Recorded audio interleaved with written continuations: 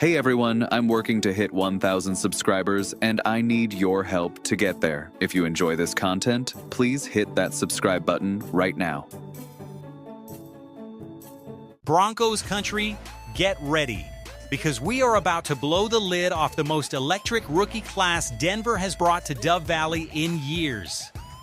7 names, 7 futures, and only one of them is about to walk into training camp as the single biggest difference maker on this entire roster.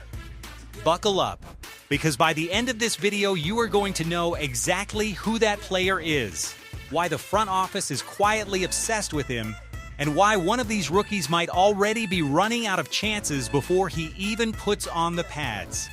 This is the Broncos rookie class, ranked from the guy who might redshirt his whole first year to the game changer who could be hoisting a trophy sooner than anyone expects. Before we get into it, do us a favor, smash that like button, drop a comment telling us which rookie you think is going to be the difference maker, and hit subscribe so you never miss a single second of Broncos coverage. Okay, let's get into it. We start at the bottom, and no, that is not an insult. Every great class has a player who's being stashed for the future and for the Broncos. That player is offensive lineman KJ Casey. Now here's the thing Broncos country needs to understand right away. This is not a knock on KJ Casey's talent. This is a knock on his timing. He walked into a locker room that already features the #1 graded offensive line in the entire National Football League. Garrett Bowles, Ben Powers, Quinn Miners, Alex Palshevsky, Mike McGlinchey. That is a wall of veterans who are not exactly begging to be replaced. So barring a serious injury, KJ Casey is looking at a redshirt rookie year, learning behind some of the best in the business. But here's the twist that should get you excited. This kid was a certified steal. In the 4th round, Denver landed a player who posted a 2.09% pressure rate allowed, the best mark of any left tackle in the entire Mountain West Conference. 0 penalties, elite technique, and the versatility to play tackle, kick inside to guard, or even take reps at center. So while he's not likely to see the field much in 2026 unless disaster strikes, make no mistake, the Broncos front office is not thinking about this year. They are thinking about 2027 and beyond, and KJ Casey might just be the answer at guard once Ben Powers moves on. Stash him, sit him, and watch him become a problem for the rest of the AFC West in a couple of years. Now let's move to tight end, because Denver may have quietly drafted the 2 best pairs of hands in the entire 2026 tight end class, and neither of them is Evan Engram. First up, Justin Joly out of North Carolina State. Broncos country, keep this name in your back pocket because there is a real chance he becomes Evan Engram's eventual successor. Right now, Engram is the unquestioned starter. He's got the experience, the track record, and the trust of this coaching staff.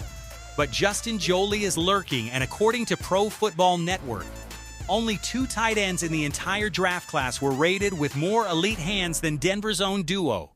That is not a typo. 2 of the top 4 elite hands tight ends in the whole country landed in Denver. Joly's game is built on separation at the top of the route and an absurd ability to win contested catches. He posted a microscopic 2% drop rate in his final college season. And his route running polish is exactly the kind of specialty weapon Sean Payton loves to scheme up in 5 wide packages and red zone situations. Don't expect him to be an every down player in year 1, but expect him to show up in exactly the moments that matter. 3rd and medium red zone chunk play situations where his crisp route running can bail out the offense. And right alongside him is Dallin Bentley. And Broncos country, this might be the sneaky best pick of the entire draft. Bentley enters as a more complete, more physical tight end who can line up in line or in the slot, and the numbers back it up. A blazing 9.3 relative athletic score, silky smooth movement for his size, and get this, between Bentley and Joly combined, this tight end room had a grand total of 2 drops in an entire college season. That's not just good hands, that's Denver quietly building one of the most sure-handed tight end rooms in football. Expect Bentley to see more early snaps as the inline Y tight end option, especially in heavier red zone packages when Denver wants to bully opposing defenses with 12 or 13 personnel. This is a tight end room that could become must-watch television by midseason. Now let's flip over to the defense, because Denver may have found a sneaky important piece in safety, Miles Scott out of Illinois. Think of him as the direct replacement for the role P.J. Locke played a season ago. Locke logged 173 total snaps last year while helping cover for a Brandon Jones injury. And that tells you exactly what kind of opportunity is sitting right in front of Miles Scott. Talanoa Hufanga and Brandon Jones are clearly locked in as the top two safeties, but behind them, this job is Scott's to lose. Here's what makes him different. He's a converted wide receiver, which means he sees the field the way a receiver thinks, not just the way a defender reacts. That kind of route recognition is rare, and it shows up in the numbers: 64 tackles, 4 pass breakups, 3 interceptions, and a Pro Football Focus grade of 77 in his final college season. He was a team captain, a leader, and the engine of an Illinois defense that hummed all year long. Is he a finished product? Not even close. He's still raw, and his role will likely start small. Maybe 5 to 10 snaps a game between special teams and rotational safety work. But do not be shocked if Miles Scott turns one of those limited opportunities into a highlight reel interception before the season is through. Now we're getting into the real difference makers, Broncos country, so let's pick up the pace. Coming in at number 3 on our impact rankings is defensive lineman Tyler Onyedem, Denver's very first selection in the 2026 draft. And here's why he matters immediately. The Broncos are rotating an absolute army up front.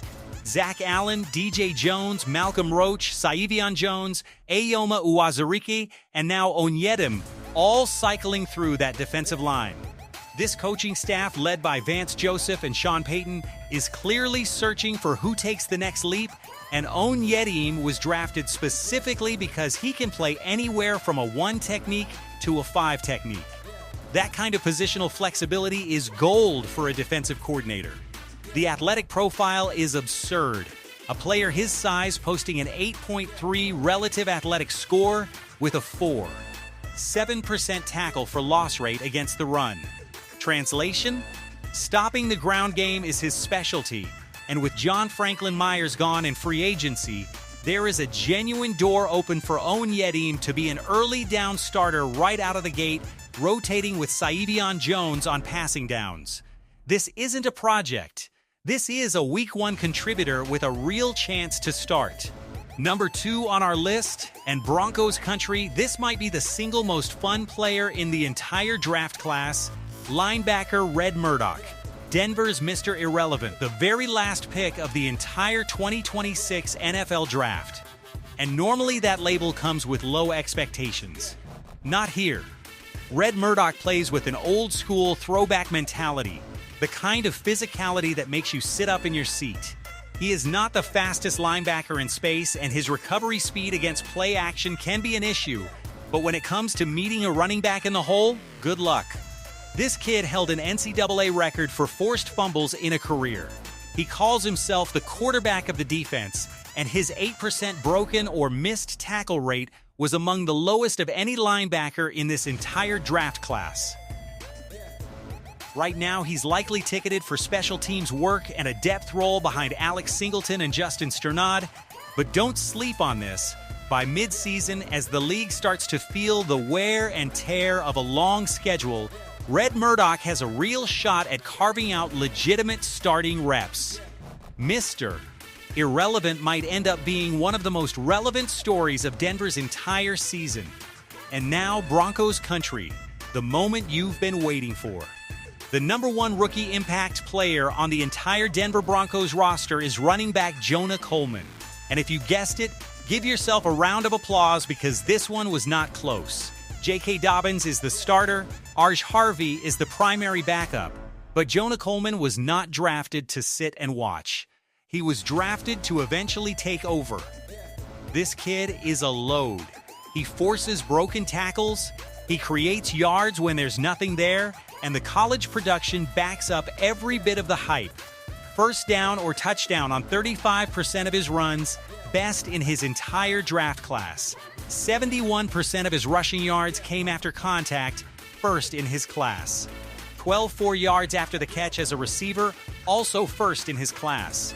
Add in only 1 fumble and 1 drop across his entire college career, plus legitimate pass protection ability, and you have got a running back who profiles eerily similar to a young J.K. Dobbins himself.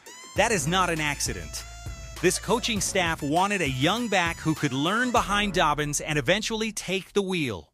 And Jonah Coleman checks every single box. With Dobbins dealing with durability concerns in recent years, and Harvey still working to round out his pass protection game, there is a legitimate path for Coleman to push his way into meaningful third down and short yardage work as early as this season, and potentially win you a football game or two along the way. That's the difference between him and everybody else on this list. The others might see the field. Jonah Coleman could actually decide outcomes. So there you have it. Broncos country. 7 rookies, 7 different paths, and 1 running back who might just be the missing piece this offense has been looking for. From KJ Casey quietly developing on the O-line, to a tight end room that might already be one of the best in football, to a defense adding rotational pieces up front, to a Mr. Irrelevant who refuses to play like it, this rookie class has serious sneaky upside. Training camp is right around the corner, and every single one of these storylines is about to start writing itself in real time. So here's what we want to know.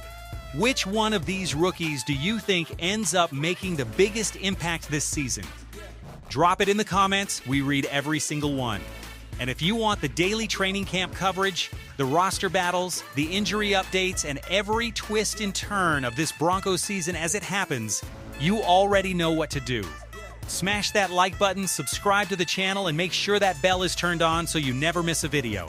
This is Broncos, this is Broncos Country, and we will see you in the next one.